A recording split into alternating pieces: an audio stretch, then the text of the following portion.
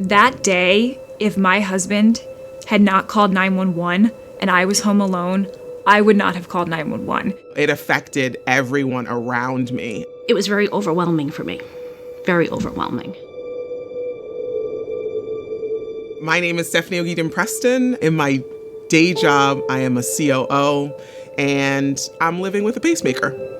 My name is Caroline Goggin. I am 27 years old. I am a news reporter for Channel 12 in East Providence, and in October of 2019, I suffered and survived a stroke.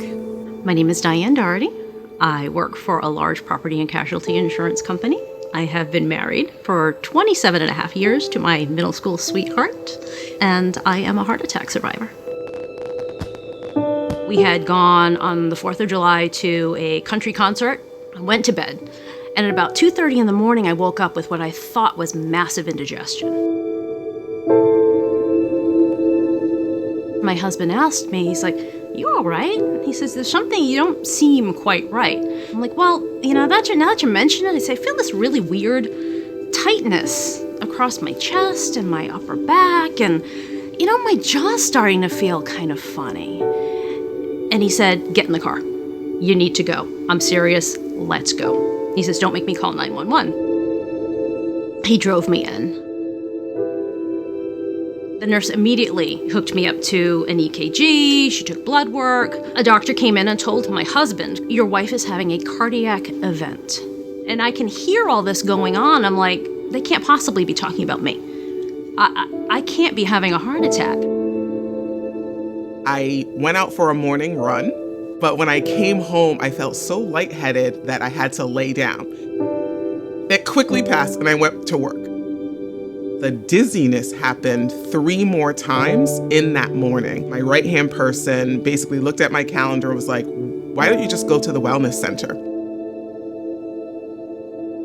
We're in there and he is doing his diagnosis, just asking me questions about what happened. And I said, "I can feel my heart fluttering." And he was like, "What?" I'm like, "Yeah, every minute or so, I can feel it actually pumping."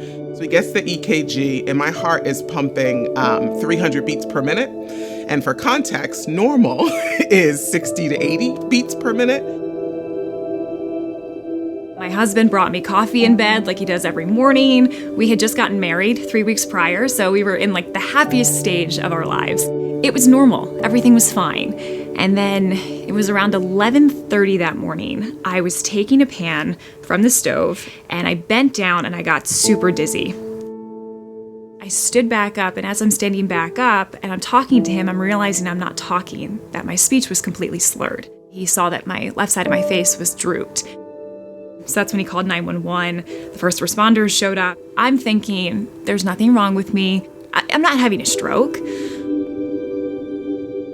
He called the ambulance and said, "You have to go to the hospital." I said, "Absolutely not. Prove to me that I have to go to the emergency room." So he drew a picture of my heart and basically described to me the bottom chamber was on overdrive and we had to actually kick your heart back to functioning the correct way. So I'm like, well, that makes sense.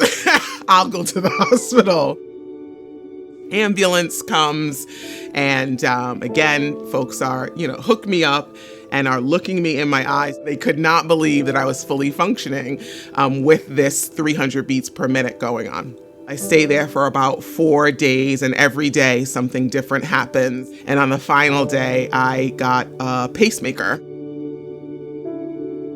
My cardiologist came into my hospital room and said, "Yeah, we've found 3 partial blockages. We're going to put a stent in to open up that artery for you." We were taken to the hospital, and I immediately, within a few minutes of getting there, was taken into MRI. The doctor came in, and I popped up, and he said, "Hey, hon, I just talked to your husband. He knows you have had a stroke, and we need to get you into CT right now. We need to make sure your carotid arteries are not compromised." I so vividly remember laying back down and just staring up at the ceiling and thinking, I'm so scared. I was like, when am I getting back to work? The first question out of my mouth when they told me you're having a cardiac event was, what am I going to do about work? So all these questions are running through my mind. And then I think, I'm a news reporter for a living. Am I going to be able to do this anymore? All of us here are extremely happy, and the Caroline is back, and that she's feeling much better. We missed you. I missed you guys so much. It feels so good to be back. I did share some news on social media throughout the last couple weeks, but for those of you at home who don't know, I haven't been here for about 5 weeks because the morning of October 8th, I actually suffered a stroke at home. Luckily, my husband recognized the signs right away. We got to the hospital. And the good news is my recovery is going so well. I feel fantastic. It just feels so good to be back. I missed you guys. I feel very, very lucky that, what happened to me, I was able to live through it. I allowed for health to ratchet up in the priority listing, and I'm, sitting here today because I listened. I'm only 3 months out. Today marks 100 days since I had my stroke, and I feel like I am the strongest that I've ever been in my life. I've joined a gym, I've learned some strength training. I always set aside at least an hour a day of me time. With women especially, we go, go, go, go, go. We're so used to taking care of everyone else but ourselves. Sometimes you just need to step back and breathe.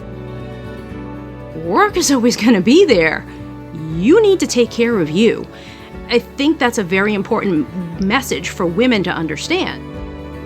Every day, you get a little bit stronger and you get back to who you were before this.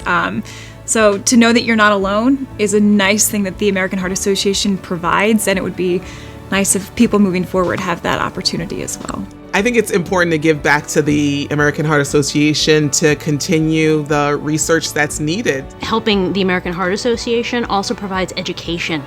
As women, we are affected differently. So I think that awareness really needs to get out there. Please join us in being a relentless force to take a stand for women's brain and heart health.